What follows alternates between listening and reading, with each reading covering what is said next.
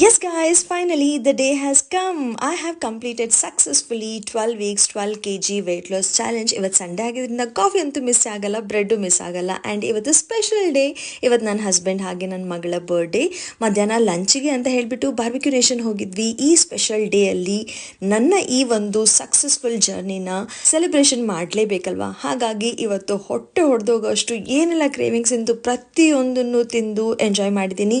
Family ಜೊತೆ ಒಂದು ಒಟ್ಟಿಗೆ ಒಳ್ಳೆ ಟೈಮನ್ನು ಸ್ಪೆಂಡ್ ಮಾಡಿದ್ದೀವಿ, ಸಖತ್ ಮಜಾ ಮಾಡಿದ್ದೀವಿ.